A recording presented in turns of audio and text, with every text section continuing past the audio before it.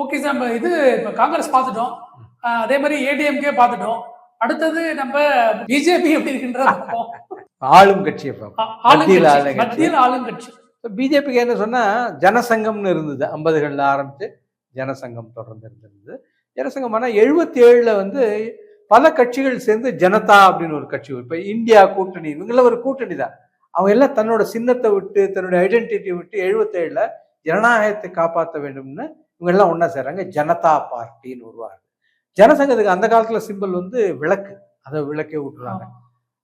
பாரதிய கிராந்தி தள், லோக் தள் அப்படின்றது அவங்களோடது தான் இந்த ஏறு உழவன் சின்னம். அது அவர் வந்து சரண் சிங் கொடுத்தது. ஸோ அவங்க எல்லாம் ஒன்றா சேர்றாங்க. சேர்ந்து 77ல் வந்தாங்க. 77ல் வந்து 380 சீட்டு ஒன்று வந்தது. அப்போ அதில் வந்து 99 சீட்டு லார்ஜஸ்ட் பார்ட்டி ஜனசங்கம் தான், எம்பிஸ்ல லார்ஜஸ்ட். ஆனால் மந்திரி சபையில் பெரிய இடம்லாம் கேட்கல. அவங்க பிரிஜ்லால் வர்மான்னு ஒருத்தர் இருந்தார், போஸ்டல் டிபார்ட்மெண்ட் மந்திரியா இருந்தார். அத்வானி இருந்தார், ஐஎன்பி மினிஸ்டர் இருந்தார். வாஜ்பாய் இருந்தார், ஃபாரின் மினிஸ்டர் இருந்தார். இப்போ எல்லாரும் மோடியை சொல்றாங்க இல்லையா, வாஜ்பாய் அப்படித்தான் சின்ன சூட்கேஸ் எடுத்துட்டு ஃபாரின் போயிட்டே இருப்பார். எல்லா நாடுகளிலும் நல்லுறவை அவர் வந்து ஒரு ரீஎஸ்டாப்ளிஷ் பண்ணார். வாஜ்பாய் பீரியட் வந்து ஒரு one of the golden period உங்களுக்கு. ஸோ அவர் விட்டோம் சொன்னா 77க்கு அப்புறம் 77 இவங்க எல்லாம் ஒன்றா சேர்ந்தாச்சு. 77 ஆட்சி போகிறது, 80ல் எலெக்ஷன் வருது, எல்லாம் தனியாக வந்தாச்சு. 80 எலெக்ஷன் போது என்ன பண்றாங்கன்னு சொன்னா ஜனதா பார்ட்டி 2-3 பிரியறது. அதுல ஒரு குரூப் வந்து பிஜேபியோட இருக்கு, Janata party secular, Janata party அப்படின்னு சொல்லிட்டு. அதுல வந்து இவங்க பாபு ஜக்ஜீவன் ராம் பட்டியல் இனத்தை சேர்ந்தவர், அவரை பிரைம் மினிஸ்டரா ப்ரொஜெக்ட் பண்ணி இவங்க கிளம்புறாங்களாங்க. பிஜேபி அப்போ ஜனதா பார்ட்டிலேருந்து வெளில வரல. அதுக்கப்புறம் தான் வந்து உங்களுக்கு 80 இந்த தேர்தல்லாம் முடிஞ்சதுக்கு அப்புறம் தான் ஏப்ரல்ல தான் வந்து உங்களுக்கு வெளில வராங்க. அவங்க இது தேர்தல் முடிஞ்சு தோத்து போயிடுறாங்க. இந்திரா காந்தி மறுபடியும் வந்துடுறாங்க. அப்புறம் வந்து திருப்பதியில் தான் நடக்கிறது, ஒரு மாநாடு நடத்தி ஏப்ரல் 6ஆம் தேதி நாளைக்கு தான் அவங்களுக்கு பிறந்த நாள் நினைக்கிறேன். அதாவது பாரதிய ஜனதாவுக்கு 44வது பிறந்த நாள் அப்படின்னு வச்சுங்க. ஸோ பாரதிய ஜனதாங்கிறது உருவாருது. அவங்க அப்போ என்ன சொன்னா, முன்னாடி இருந்தது வந்து எப்பவும் வந்து தீன்தயாள் உபாத்யாயோட ஏகாத்ம மானவவாதம் சொல்லிட்டு ஒருங்கிணைந்த மனிதநேயம் அப்படிங்கிறத, அதை தான் அவங்களோட பொலிட்டிக்கல் எக்கனாமிக் பிலாசபி சொல்லிட்டு, அது இந்த மண் சார்ந்த மண்ணிலே ஒரு வேரூண்ட ஒரு சித்தாந்தம். அதுலேருந்து இவங்க வந்து என்ன சொன்னா காந்தியன் சோஷியலிசம் அப்படின்னு சொல்லிட்டு ஒரு 5 கொள்கைகளை வச்சு 5 விஷயங்கள் வச்சு 5 பாயிண்ட்ஸ் வச்சு காந்தியன் சோஷியலிசம்னு ஆரம்பிக்கிறாங்க. அது கொஞ்ச நாள் கழிச்சு அது வந்து கொஞ்சம் பிசுக்கிறது. 84 தேர்தலில் 2 தொகுதி ஜெயிக்கிறாங்க. ஆந்திராவில் வந்து அப்போ வந்து என்டி ராமராவ் இருந்தார், அவரோட கட்சியோட இது என்ன 83ல் அவருக்கு வந்து வந்ததுக்கப்புறம் அவரோட ஆட்சி கலைக்கப்படுறது. அதில் இவங்கெல்லாம் உதவி செய்கிறாங்க, அது அவரோட இன்ஸ்டேட் பண்ணுறதுக்காக, அவரை மறுபடியும் முதலமைச்சர் ஆக்கிறதுக்கு. அதனால வந்து பிஜேபிக்கு 2 சீட்டு கொடுக்குறாங்க. அதில் ஒரு சீட்டு ஜெயிக்கிறாங்க. அது பேர் வந்து ஹனம் கொண்டா. அந்த சீட்டு இன்னைக்கு இல்லை. ஹனம் கொண்டாங்கிற சீட்லேருந்து ஜங்கா ரெட்டிங்கிறவர் ஜெயிக்கிறார். இன்னொரு சீட்டு குஜராத்ல ஜெயிக்கிறாங்க, மெஹசானா அப்படிங்கிற தொகுதியில ஜெயிக்கிறாங்க. 2 எம்பி தான் ஜெயிக்கிறாங்க. ஆனா வந்து ஓட்டு 8% இருந்தது. அவங்க ஓட்டு வந்து 8% இருந்தது. ஆனா சீட்டு 2 சீட் தான் ஜெயிக்க முடியுது அவங்களுக்கு. ராஜீவ் காந்தி பேசினாப்புல 2 சீட்டை வச்சுக்கிட்டு நீங்க என்ன பண்ண போறீங்க, நீங்க ஒரு கட்சியா இருக்க போறீங்களா அப்படின்னு ஒரு மாதிரி ஒரு இது இருந்தது. அப்ப ஆமா இருந்தது. ஆனா அவங்க மனம் தளரல. ஆமா, 84 தேர்தலுக்கு பிறகு வந்து அவங்கள ஒரு பெரிய ஒரு உள்ள கட்சிக்குள்ள ஒரு பெரிய சேர்னிங் நடந்தது. அதாவது ஒரு மந்தன் அப்படின்னு சொல்லுவாங்க. அதாவது உட்காந்து எல்லாரும் பேசுறது, கருத்து பரிமாற்றம் செய்து உள்ளது. அதுல வந்து நாம இதுவரைக்கும் இந்த 5 ஆண்டுகள் 4 ஆண்டுகள்ல கடந்து வந்த பாதை சரியா, இதே இருக்கணும். அப்பதான் அவங்க வந்து இந்த காந்தியன் சோஷியலிசம்ங்கிறத கொஞ்சம் ஓரங்கட்டி வச்சுட்டு அவங்களுடைய முந்தைய ஒரு சித்தாந்தமான ஏகாத்ம மானவவாதத்தை அடிப்படையா வச்சு, அப்புறம் அவங்களோட அடிப்படை இதுன்னு சொன்னா நாடு சார்ந்த இந்த கலாச்சாரம் சார்ந்த ஹிந்துத்துவம் அப்படிங்கிறது தான். அந்த காலத்துல அதுக்கு ஹிந்துத்துவம் பேர் இல்லை, லேட்டரா வர்றது ஹிந்துத்துவங்கிறது. சாவர்கர் வந்து ஹிந்துத்துவம் புஸ்தகமே எழுதியிருக்காரு. இருந்தா கூட இந்த ஹிந்துத்துவங்கிற ஒரு அந்த டெர்மினாலஜி வந்து அது ஒரு கெயின்டு பாப்புலாரிட்டி லேட்டர் 90ஸ்ல தான், 80ஸ்க்கு அப்புறம் தான் ஆரம்பம். ஸோ 84ல் வந்து அவங்க ஆரம்பிச்சு கட்சி நடத்திட்டு இருக்காங்க, முயற்சி பண்றாங்க. 84லே போட்டு ஒரு தொகுதி தான் போட்டிடுறாங்க, தமிழ்நாட்டில் தான் போட்டிடுறாங்க. அவங்க பெரிய அளவில் அவங்களுக்கு வந்து ஒன்றும் அதில் கிடைக்கல. அவங்களுக்கு கிட்டத்தட்ட ஒரு 15,000 ஓட்டு தான் அதில் கிடைச்சது. அரக்கோணம் தொகுதின்னு நினைக்கிறேன், அதில் தான் போட்டிடுறாங்க. 15,000 ஓட்டு தான் கிடைக்கிறது அவங்களோடது. அதன் பிறகு வந்து அவங்க வந்து 89ல் மறுபடியும் 3 தொகுதி போடுறாங்க. 3லயும் வந்து அவங்க வந்து கட்டுத்தொகையை இழக்கிறார்கள். அப்போ வந்து ஒரு 1,00,000 ஓட்டு கூட கிடைக்கல அவங்களுக்கு, இன்னும் கம்மி தான். 91ல் 15 தொகுதி போட்டிடுறாங்க. அதில் வந்து 14 தொகுதிகளை அவங்க டெபாசிட் போடுறது. 89 போது இந்த 14 ஒரு தொகுதி என்ன சொன்னா கன்னியாகுமரி தொகுதியில் டெபாசிட் வாங்கினாங்க அப்போ. ஆனா கன்னியாகுமரி தொகுதியில் முதல் தடவையா போட்டிடும்போது இப்ப இருக்கிற எம்எல்ஏ இருக்காரு எம்ஆர் காந்திங்க, அவர் போட்டியிடுறார். போட்டியிட்டு அவர் வந்து டெபாசிட் எடுக்கிறாருங்க. கன்னியாகுமரியிலையும் வந்து 89ல் வந்து அதுல வெற்றி கிடைக்கல. 96ல் 37 தொகுதி போட்டிடுறாங்க. எகைன் கன்னியாகுமரியில மட்டும்தான் அவங்க வந்து அப்ப கிட்டத்தட்ட 8,00,000 ஓட்டுக்கு வருது அவங்களுக்கு. 98ல் வந்து அவங்க வந்து 5 தொகுதி போட்டியிடுறாங்க. போட்டியிட்டு 3 தொகுதி வெற்றி பெறாங்க. அது வந்து 98ல் ஜெயலலிதா அவர்களோட ஏடிஎம்கேயோட அலையன்ஸ்ல. அப்ப கிட்டத்தட்ட உங்களுக்கு 5% அவங்களுக்கு ஓட்டு வருது. அதன் பிறகு வந்து 99ல் கலைஞரோட சேர்ந்து அவங்க திமுகவோட அந்த அலையன்ஸ் அப்படியே மாறுறது. அதுல 6 தொகுதி போட்டிட்டு 4 தொகுதி வெற்றி பெறார். அதுல ஒரு தொகுதி வந்து கிட்டக்க வந்து தோத்து போனாங்க. அது எந்த தொகுதினா இப்ப ஜான் பாண்டியன் கண்டெஸ்ட் பண்றாருல, தென்காசி தொகுதி. வெறும் 884 887 900 ஓட்டுன்னு வச்சுங்க. 900 ஓட்டுல தூக்குறாரு. எவ்வளவு பெரிய கொடுமையா இருக்கும். எம்பி 900 ஓட்டுல, அது பட்டியல் இனத்தை சேர்ந்தது. அப்பவும் வந்து எஸ்சி கான்ஸ்டிடியூன்சி தான், அது தூக்குறாங்க. அப்பவே இது இருந்திருக்கு உங்களுக்கு. 2004ல் 6 தொகுதி போட்டிடுறாங்க.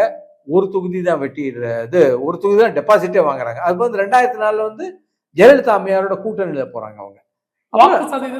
84ல் வந்து வெறும் 15,000 ஓட்டு தான், 0.07% தான், 15,400 ஓட்டு தான் கிடைச்சது. 89ல் வந்து 76,511 ஓட்டு, 0.29%. 91ல் 4,06,000 ஓட்டு வாங்குறாங்க, 1.65%. 96ல் வந்து 7,95,000, அதாவது 8,00,000 ஓட்டு வாங்குறாங்க. அப்ப 2.93%. 98ல் வந்து 6.86% வாங்குறாங்க. அப்ப ஜெயலலிதாவோட சேர்ந்து மதிமுக, பாமக, வாழப்பாடி ராமமூர்த்தி, ஏடிஎம்கே இவங்கெல்லாம் சேர்ந்து தமிழ்நாட்டில் 30 சீட்டு ஜெயிக்கிறாங்க. 30 சீட்டு. அதுல வந்து பாமக 4 சீட்டு, பாஜக வந்து 3 சீட்டு. திருச்சி, கன்னியாகுமரி, கோயம்புத்தூர். திருச்சி, நீலகிரி, கோயம்புத்தூர். கன்னியாகுமரி ஜெயிக்கல, கண்டெஸ்ட் பண்ணாங்க, ஆனா ஜெயிக்கல, கன்னியாகுமரி ஜெயிக்கல அவங்க. அப்ப வந்து 17,57,000 ஓட்டு வாங்குறாங்க. 99ல் அப்படியே அலையன்ஸ் மாறுறது, டிஎம்கேயோட சேர்ந்த அலையன்ஸ். அதே பாமக, மதிமுக, வாழப்பாடி ராமமூர்த்தி எல்லாரும் வந்துடுறாங்க. 98 போது சுப்பிரமணிய சாமி நின்றார். சுப்பிரமணிய சாமி மதுரையில் அவருக்கு ஒரு சீட்டு, ஜனதா பார்ட்டி சிம்பல்ல நின்றார். அப்பதான் வாழப்பாடி ராமமூர்த்தி சேலத்துல வந்து இண்டிபெண்டன்ட் சிம்பல்ல நின்று ஜெயிச்சார். ஸோ 99ல் 19,45,286 ஓட்டு வாங்குறாங்க, 7.14% ஆகுது. 2004ல் வந்து 14,55,000 ஓட்டு வாங்குறாங்க, 5.07% ஆகுது. அப்புறம் 2009ல் வந்து தனியா போட்டியிடுறாங்க, யாரோட அலையன்ஸ் இல்லை. அவங்களோட ஓட்டு 7,11,790 ஓட்டு வருது, 2.3% ஆகுது. அதன் பிறகு வந்து 2014ல் இப்ப அமைச்சிருக்க மாதிரியே என்டிஏ, அப்போ வந்து பொன் ராதாகிருஷ்ணன் தான் மாநில தலைவராக இருந்தார். இவங்க வந்து பிஜேபி தலைமையில ஒரு கூட்டணி. அப்போ வந்து கேப்டன் விஜயகாந்த் இருந்தார். அவங்க 14 சீட்டு கண்டெஸ்ட் பண்ணாங்க அவங்க. ஸோ நல்ல ஓட்டு வாங்கினாங்க. ஏன்னா அவரோடது, விஜயகாந்தோடது 2009 தேர்தலில் 39 சீட்டா 37 சீட்டு கண்டெஸ்ட் பண்ணி அவர் வந்து 30 லட்சம் ஓட்டு வாங்குறார். ஆனா 14 சீட்டு கண்டெஸ்ட் பண்ணியே 20 லட்சம் ஓட்டு வாங்குறாரு.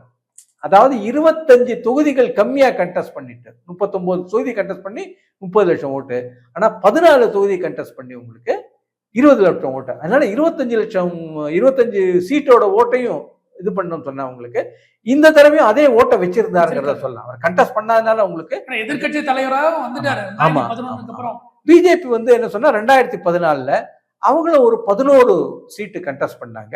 பல பேர், பாரிவேந்தர் கூட கண்டெஸ்ட் பண்ணார். உங்களுக்கு ஈஸ்வரன் ஒருத்தர் கண்டெஸ்ட் பண்ணார், பொள்ளாச்சியில கண்டெஸ்ட் பண்ணார். அதாவது கொங்கு மக்கள் கொங்கு மக்கள் தேசிய கட்சி, திமுக இருக்கார் அவர்.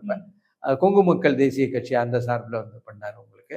அதே போல இப்ப ஏசி சண்முகம் அவரும் வந்து புதிய நீதி கட்சி இவங்களோட பாட்டாளி மக்கள் கட்சி, பாட்டாளி மக்கள் கட்சி இருந்தாங்க. அவங்களும் 8 சீட்டு 9 சீட்டு. வைகோவும் இருந்தாரு. வைகோ ஆனா இதே விருதுநகர்ல நின்று இதே மாணிக் தாக்கூர் தான் தோக்குறாரு. ஸோ 2014 வந்து மாணிக் தாக்கூர் இல்ல, 2014 வந்து உங்களுக்கு ஏடிஎம்கே தான் ஜெயிக்கிறது, 37 தொகுதி ஜெயிக்கிறது. ஆனா என்டிஏ வந்து அப்பவே இந்த அலையன்ஸ்ல 3 தொகுதி பாண்டிச்சேரி சேர்த்து 40ல் 3 ஜெயிக்கிறாங்க. பிஜேபி வந்து 5.56% ஓட்டு வாங்குறது, 22,23,566 ஓட்டு வாங்குறாங்க. 2009 எகைன் ஏடிஎம்கே தான் கண்டெஸ்ட் பண்றாங்க, 5 சீட்டு தான் கண்டெஸ்ட் பண்றாங்க. 15,51,924 ஓட்டு வாங்குறாங்க, 3.7%. இதுக்கு அடுத்தது நம்ம பார்த்தோம் சொன்னா உங்களுக்கு ரொம்ப நாளா கண்டெஸ்ட் பண்ணிட்டு இருக்கிற ஆட்கள் பார்த்தோம் சொன்னா உங்களுக்கு சிபிஐ சிபிஎம் இடதுசாரி. ஏன்னா அவங்க ஒரு 100 ஆடு இன்னைக்கு ஒன்றும் இல்லை, அவங்க இன்னைக்கு வந்து ஒரு நெக்லிஜிபிள், அது ஒரு மலிந்து, அதாவது குறைந்து வரக்கூடிய ஒரு ஸ்பீஷிஸ் சொல்லுவாங்க, என்டேஞ்சர்ட் ஸ்பீஷிஸ் போல இருக்காங்க. கேரளா மட்டும் இருக்கு, அது மாநில கட்சி ஆட்டம். இந்த இவங்களுக்கு வந்து சிபிஐக்கு ஒண்ணுமே இல்லை அப்படிங்கிறது, அகில இந்திய அளவிலே ஒன்றும் கிடையாது அப்படிங்கிற மாதிரி ஒரு நிலைமை இருந்தாலும் மக்களோட அவங்க வந்து 1980 வந்து 3.59%, 6 லட்சம் ஓட்டு வாங்குறாங்க. 6.6 lakhs வாங்குறாங்க.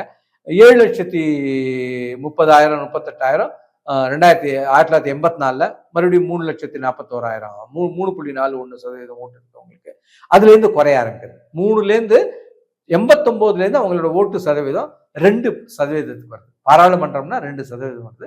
அப்படி பார்த்தோம் சொன்னா 5,39,000 வாங்குறாங்க. அதுக்கு அடுத்த 91 தேர்தல் 5,03,000 வாங்குறாங்க, மறுபடியும் 2% தான். அப்புறம் 6,32,000 வாங்குறாங்க, 2.33%. அப்புறம் 6,28,000 கிராஃப்ல பாத்தீங்கன்னா தெரியும் உங்களுக்கு, 6,28,000 மறுபடியும் 2.45%. அதுக்கப்புறம் 6,95,000 2.56%. அதுக்கப்புறம் 2004 வந்து டிஎம்கே அலையன்ஸ்ல வந்துடுறாங்க. அவங்க டிஎம்கே அலையன்ஸ்ல இருந்ததுனால 8,52,000 ஓட்டு வாங்குறாங்க, 3%, அதாவது 2.97%, கிட்டத்தட்ட 3% வந்துடுறது அவங்களுக்கு. அதன் பிறகு 2009 வந்து மறுபடியும் ஏடிஎம்கேக்கு வந்துடுறாங்க. ஏன்னா இவங்க வந்து இந்த அணு உலை அந்த திட்டத்துக்கு பிரச்சனையினால அமெரிக்காவோட அது கையெழுத்திடக்கூடாதுன்னு அந்த காரணம் காட்டி தான் வெளில வராங்க. வந்துட்டு ஏடிஎம்கே சைடுக்கு வந்துடுறாங்க. வந்தபோது 8,65,000 ஓட்டு வாங்குறாங்க. அப்ப 2.85% வருது. 2014 வந்து அவங்க வந்து தனித்து விடப்படுகிறார்கள். அப்பதான் அவங்களோட உண்மையான ஸ்ட்ரென்த் என்னன்னு தெரியுது. வெறும் 2,19,866 வாங்குறாங்க. கிராஃப்ல பாத்தீங்கன்னா தெரியும், வெறும் 0.55%, அதாவது 0.5% ஓட்டு தான் அவங்களுக்கு அப்படிங்கிறது. ஆனா 2019 மறுபடியும் ஸ்டாலின் கூட்டு அரவணைத்துக் கொள்றாரு அவங்களை. அவங்களுக்கு ரொம்ப தாராளமா 2 சீட்டு கொடுக்குறது. இந்த 0.5% ஓட்டுன்னா மற்றவங்க கொடுத்துருக்க மாட்டாங்க. இல்ல ஸ்டாலின் வந்து இது நல்லா புரிஞ்சுக்கிட்டார். அவர் இந்த வானவில் கூட்டணி தான் தமிழ்நாட்டில் வெற்றியை கொடுக்கும் சொல்லிட்டு, யாருக்கு எந்த இடத்துல பவர் இருக்குன்றது அந்த தொகுதியை மட்டும் கொடுக்கறது. ஆமா, அதுவும் ஒரு இது அதையும் பண்ணாரு. ஆனா கூட்டணியில யாரை சேர்த்தோன்னா இப்ப இந்த சினர்ஜின்னு சொல்லுவாங்க உங்களுக்கு, இது 2 சேர்க்கும் போது சினர்ஜி.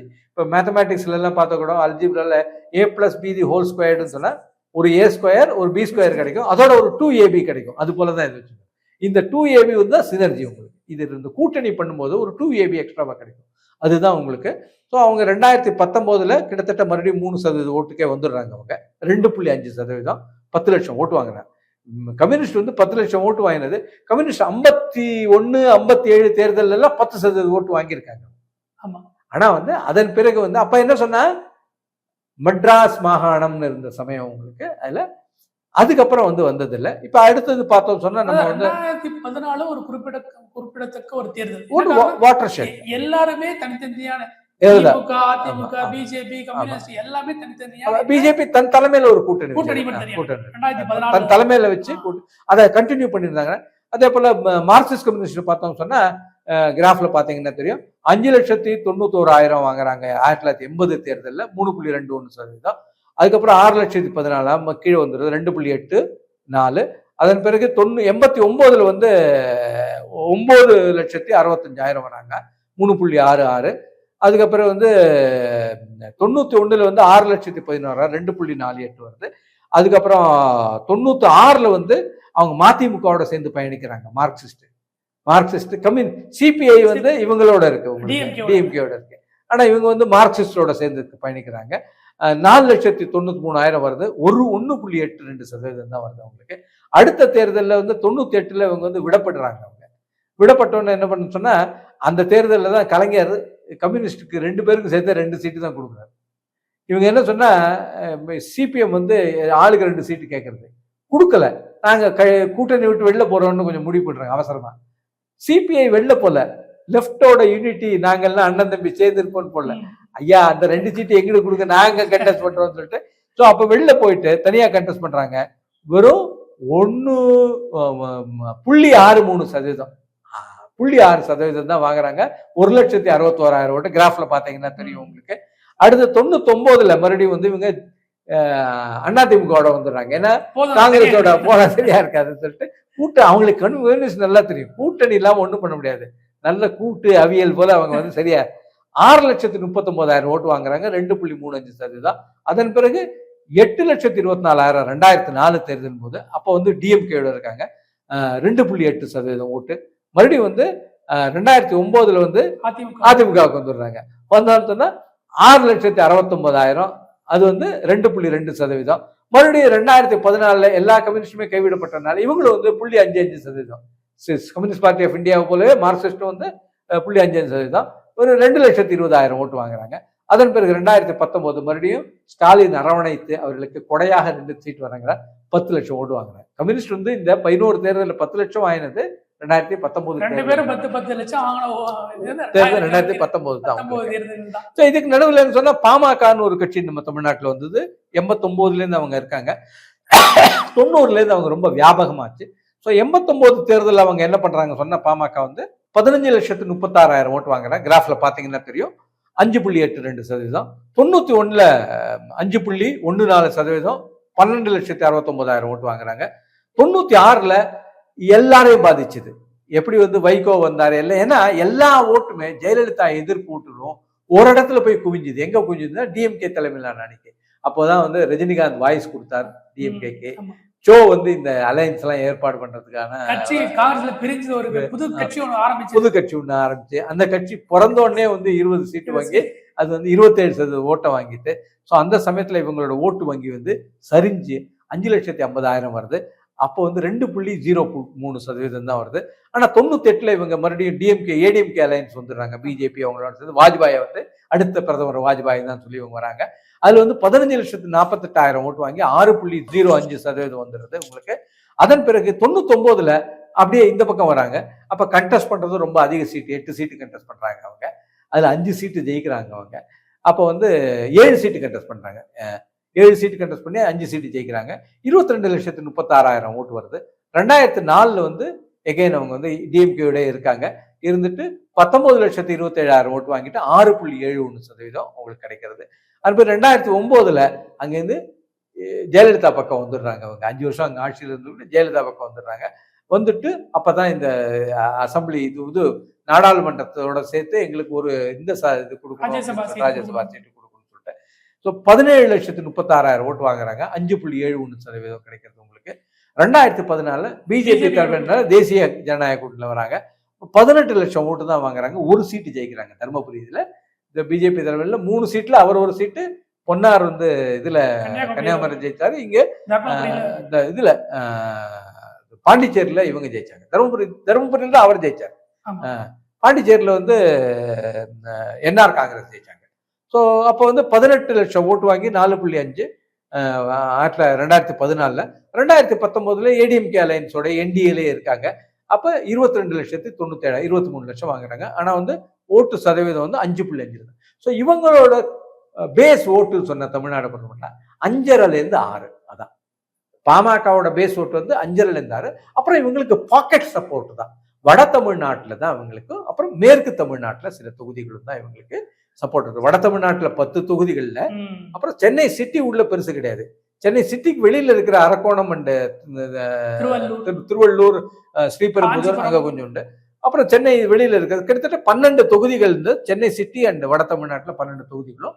அந்த பக்கம் கிருஷ்ணகிரி, நாமக்கல், சேலம், தர்மபுரி, ஈரோடு, இந்த மாதிரி. ஈரோடுல எல்லாம் கூட அவ்வளவு இது இல்லை கிடையாது உங்களுக்கு. ஸோ இந்த செல்வாக்கு இருக்கிறது இந்த பக்கம் தான். டவுன் சவுத்தோ மேற்குல அந்த பக்கம் இருக்கிறது திண்டுக்கல்லோ அப்பர் சவுத்தோ அங்கெல்லாம் வந்து இவங்களுக்கு செல்வாக்கு அதிகம் கிடையாது. இவங்க ஆனா ஆரம்பிச்ச காலத்துல அது மாதிரி முயற்சி எல்லாம் பண்ணாங்க. இப்ப ஜான் பாண்டியன் இருக்காரு இல்லையா, இவங்க சின்னத்திலேயே வந்து 91 சமயத்துல முதுகுளத்தூர்ல இருந்து கண்டெஸ்ட் பண்றாரு, எம்எல்ஏ கண்டெஸ்ட் பண்றாரு. அதெல்லாம் நடந்திருக்கு. அப்ப இப்ப இந்த ரவீந்திரன் துரைசாமின்னு சொல்லிட்டு ஒருத்தர் பெரிய அரசியல் விமர்சகர், அவர் வந்து இந்த கட்சியிலேயே இருந்திருக்காரு. அவங்க என்ன சொன்னா, காம்பினேஷன் ஆஃப் காஸ்ட். இவங்க வட தமிழ்நாட்டுல இருக்காங்க, தெற்குல இருக்கிறவங்களை, அதே போல தலித் எழில்மலையும் ஒரு தலித்தையும் வச்சிருந்தாங்க கட்சியில. அவருக்கு தான் முதல் மந்திரியும் கொடுத்தாங்க. அவங்க மந்திரி சபை வாஜ்பாய் இதுல வந்த போது அவர் தான் ஹெல்த் மினிஸ்டர் ஆக்கினாங்க. ஸோ இந்த ரவீந்திரன் துரைசாமி நாடார் சமூகத்துல இருந்து இருக்கிறவர் அவங்க இருந்தாங்க.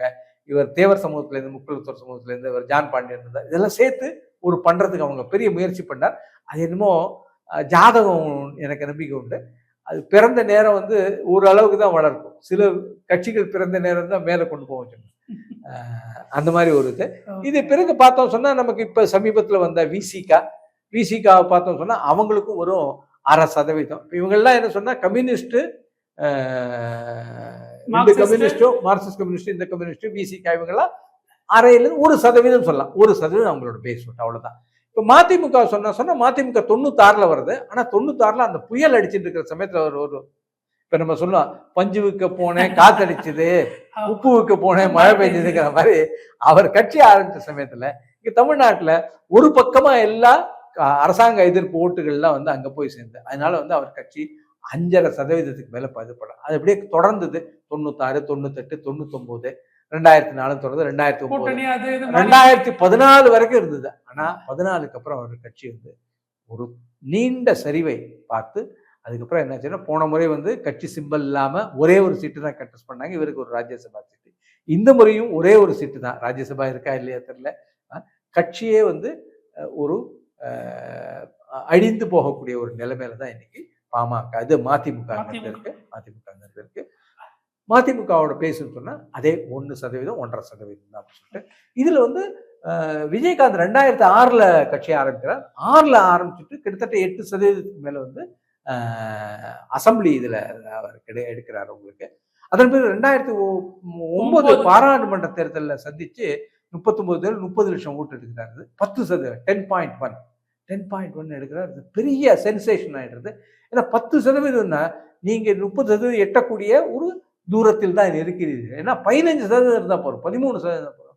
நீங்க ஸ்விங் ஓட்டை உங்களுக்கு கொண்டு வந்துடலாம். அதாவது ஒரு நடுநிலையா இருக்கிறவங்க, ஆட்சி மாற்றம் போகணும்னு நினைக்கிறவங்க, அவங்களோட ஓட்டெல்லாம் கொண்டு வந்துடலாம். இன்னைக்கு பண்ண முடியாது. ஸோ ஆனா வந்து அவர் இழைக்கின்ற தவறு என்ன சொன்னா, அவரை சில பேர் திசை திருப்பி 2011ல அதிமுகவோட 40 சீட்டு 47 சீட்டு வாங்கிட்டு போக சொல்றாரு. 45 சீட்டு 42 சீட்டை வாங்கிட்டு போறார். 27 சீட்டு ஜெயிக்கிறார். எதிர்கட்சி தலைவர் ஆகிறார். அந்த அந்தஸ்தெல்லாம் கிடைக்கிறது. ஆனா வந்து 1.5 ஆண்டுகளுக்குள்ள அந்த அம்மா வந்து அந்த கட்சியில இருந்த ஆட்கள் எல்லாம் எடுத்து போச்சிங்னு சொல்லுவாங்க, அது கொண்டு போயிட்டாங்க அவங்க. அப்புறம் கட்சி விழ ஆரம்பிக்கிறது. அப்புறம் வந்து 2014ல மறுபடியும் ஒரு ரிசரெக்ட் ஆகுது என்டிஏவோட சேர்ந்ததுல. அதுல 20 லட்சம் ஓட்டு, 14 தொகுதிகள் 20 லட்சம் ஓட்டு. ஸோ அப்படியே தொடர்ந்து இருந்தா கூட, பிஜேபியோட தொடர்ந்து இருந்தாருன்னு சொன்னா, இவருக்கு வந்து 2016வது தேர்தல் என்ன சொன்னா, யாரோ ஒருத்தன் இவரை கிளப்பி விட்டு மக்கள் நல கூட்டணின்னு ஒண்ணு போட்டு, அது யாரோட பிரெயின் சைல்டோ, யார் அதுக்கு பின்னாடி இருந்தாங்களோ, அதை பத்தி பல கதைகள் இருக்கு. ஆனா அதுக்குள்ள நான் இப்ப போக விரும்பல. அவர் அங்க போயிட்டு வெறும் 2% ஆகின்றது. 10% போய் அங்கேருந்து 20 லட்சம் ஓட்டுக்கு வந்து அதுக்கப்புறம் 2% ஆகின்றது. அப்புறம் 2019ல அவர் கைவிடப்படுகின்றார். அதிமுகவும் கூட்டுல சேர்த்துக்கல, கடைசியில நம்ம அமமுகவோட சேர்ந்துதான் இருக்கா. 1.5% ஆயிடுறது. இப்ப அந்த அம்மா வந்து அவருடைய மறைவுக்கு பிறகு அந்த அம்மா வந்து 4 சீட்டுல ஒரு ராஜ்யசபா சீட்டு இந்த மாதிரி ஏதோ ஒரு கணக்கு பேசி அவங்க ஒரு ஒப்பந்தம் பண்ணி அதிமுகவோட போயிருக்காங்க. என்ன நடக்க போறது தெரியுது. அவங்களோட பேஸ் ஓட்டு இன்னைக்கு 1.5% தான். ஆர் மேக்சிமம் சொல்றேன் 2% தான் அவங்களோட பேஸ் ஓட்டு. விசிகா 1% தான். இதுக்கு அடுத்தது நாதாகா வருது, நாம் தமிழர் கட்சி. நாதாகா வந்து நாம் தமிழர் கட்சி. நாதாகா வந்து உங்களுக்கு அவங்களும் ஒரு சென்சேஷனா 2009ல இருந்து அந்த நெய்வேலி போராட்டத்துல ராமேஸ்வரத்துல பேசுறது அவர் ஒரு தனி ராஜபாட்டை அவருக்காகவே அமைத்துக் கொள்கிறார். ஆனா வந்து 2019 எலெக்ஷன்ல வந்து 4.5% கிட்ட வர்றார். 2021ல 6.5% மேல வாங்குறார். அவர் மீது ஒரு நம்பிக்கை இருந்தது. ஆனா நடுவில் நானே ஒரு நம்பிக்கை வச்சிருந்தேன், அவர் வந்து ஒரு மாற்றத்தை கொடுப்பாரு. என்ன விஜயகாந்த் செய்த தவறை அவர் செய்ய மாட்டேன்னு தனியாவே இருப்பேன் அப்படின்னு சொல்லிட்டு. ஆனா தனியா ரொம்ப நாள் பயணிக்க முடியாது. சாதாரணமா என்ன சொன்னா இந்த பாலிடிக்ஸ் சொல்லும்போது politics is not a sprint. ஸ்பிரிண்ட்னா குறுகிய தூரம் ஓடுறது, 100 மீட்டர் 50 மீட்டர் ஹுசைன் போல்ட் எல்லாம் ஓடுறது. ஆனா பாலிடிக்ஸ் இஸ் அ மேரத்தான் அப்படின்னு சொல்லுவாங்க. பாலிடிக்ஸ் இஸ் அ மேரத்தான், நீண்ட நெடுந்தூரம் ஓட வேண்டும். அங்க என்ன சொன்னா உங்களுடைய பவரை விட உங்களுடைய ஸ்டாமினா மேட்டர்ஸ். நீண்ட நெடுந்தூரம்லாம் ஆப்பிரிக்கால இருக்கிறவன் தான் ஜெயிப்பான். 5000 மீட்டர் ஓடுறது, 10,000 மீட்டர் ஓடுறது. ஏன்னா அதுக்கு ஸ்டாமினா வேணும், பவர் தேவையில்லை. இந்த 50 மீட்டர் 100 மீட்டர்லாம் பவர் வேணும் உங்களுக்கு. அந்த பவர்ல 9.8 செகண்ட் 9.6 செகண்ட்ல ஹுசைன் போல்ட் போல ஜெயிச்சிடலாம் உங்களுக்கு. So politics is a marathon. இங்க ஸ்டாமினா தான், லாங் ஹால். நீங்க 20 வருஷம் 25 வருஷம் அதுல நீங்க பொறுமையா இருக்கணும். அந்த அற்ற குளத்து அருநீர் பறவை போல் அப்படின்னு சொல்லி கொக்கை பத்தி சொல்லுவோம். அடுத்த மீன் எப்ப வரும்னு பார்த்து உட்காந்துட்டே இருக்கும். அது கொக்கு வந்து மீன் எங்க கிடைக்கும் அது வரைக்கும் விசாம நின்றுட்டே இருக்கும். ஒரு மாதிரி போஸ்டர்ல நின்று டக்குன்னு மீன் வந்து அந்த மாதிரி இதுல பாலிடிக்ஸ்ல எப்படி இருக்கணும் வச்சுக்கோ. பிஜேபி அதான் கடைபிடிச்சு கிட்டத்தட்ட 84ல 2 சீட்டு. பிஜேபி 4ல 2 சீட்டு. பிஜேபி 2014ல 252 சீட்டு. ஒரு பெரிய ஒரு மாற்றத்தை பொறுப்பியா அகில இந்திய அளவில் அவங்க பண்ணாங்க. இப்ப தமிழ்நாடை பொறுத்த மட்டும் பார்த்தோம் சொன்னா இப்ப டிஎம்கே ஏடிஎம்கேக்கு அவங்களோட பேஸ் ஓட்டு வந்து 22 to 25%. காங்கிரஸோட பேஸ் ஓட்டு 4 to 5% or 4.5 to 5%, even 5.5 whatever you. பிஜேபியோட ஓட் பர்சன்டேஜ் 3% to 3.5%. கம்யூனிஸ்டோட ஓட் பர்சன்டேஜ் 1.5 to 2% ஆர் 1.5%. இவங்களோடது சொன்னா அவங்களுக்கு ஒரு 1.5% கொடுக்கலாம். மதிமுகவும் 1.5%, விசிகாவும் 1.5%, நம்ம பாமகக்கு வந்து ஒரு 5.5 to 6% கொடுக்கலாம். These are all the base out. இந்த பேஸ்ல இருந்து தான் நீங்க இதை பெருசுப்படுத்த முடியும். இந்த பேஸ் என்ன, இதுல இருந்து நீங்க எப்படி கூட்டணி வானவில் கூட்டணி அமைக்கிறீங்களோ அதுக்கு தகுந்தாப்புல இது வளரும். இதுல நம்ம இன்னும் சில கிராஃப் எல்லாம் பார்ப்போம். நான் வந்து முதல்ல காட்டினது உங்களுக்கு வந்து இந்த ஓட் ஷேரை பத்தி உங்களுக்கு அந்த பர்சன்டேஜும் வந்து ஒரு பார் கிராஃப் காட்டினேன். அடுத்தது லயன் கிராஃப் காட்டுறேன், அது இன்னும் அழகா தெரியும். அப்புறம் என்ன சீட்டு இருந்தது, என்ன சீட்டு ஜெயிச்சாங்க, கண்டெஸ்ட் பண்ணது என்ன சீட்டு எவ்வளவு இருந்தது அதையும் ஒரு தடவை பார்த்துரும். பார்த்துட்டு கடைசி அடுத்த செக்மெண்ட்ல வந்து நம்ம வந்து இந்த பிஜேபியோட இப்ப இருக்கிற என்டிஏ, திமுக கூட்டணி, அதிமுக கூட்டணி அண்ட் நாதாகாவோட தனித்து போட்டி, இது என்ன மாதிரி அவங்களோட பேஸ் ஓட்டு இருக்கும், அவங்க என்ன ஓட்டு கிடைக்கிறதுக்கு வாய்ப்பு இருக்கு. சீட்டு இப்ப சொல்ல வேண்டாம், ஏன்னா எப்பவுமே ஓட்டுல தான் நம்ம இது பண்ணோம். சீட்டு அப்புறம் சொல்லலாம், நம்ம அதை பண்ணலாம் அடுத்த. Okay sir. அப்ப 2024 தேர்தல் எப்படி இருக்குன்றத நம்ம வந்து யார் யாரு பேங்க்ல எவ்வளவு டெபாசிட் பண்ணி வச்சிருக்காங்க, அதுக்கு மேல யார் யாரும் டெபாசிட் பண்ண போறாங்க, எவ்வளவு டெபாசிட் பண்ணுவாங்க, எல்லா கூட்டணியும் ஒன்னா சேர்ந்து எவ்வளவு டெபாசிட் ஒன்னா சேர்ந்து போனோம். அதான் அந்த எஸ்க்ரோ அக்கவுண்ட் சொல்லுவோம். எஸ்க்ரோ அக்கவுண்ட் போடும்போது அதுல என்ன ஆகுது, யார்ல இருந்து எங்க வருது, A+2 நீ சொன்ன மாதிரி A+B ஹோல் ஸ்கொயர், அது ஹோல் ஆகுது. அந்த 2AB சினர்ஜில என்ன வருது அப்படின்றத அதை பார்க்கலாம். நன்றி சார்.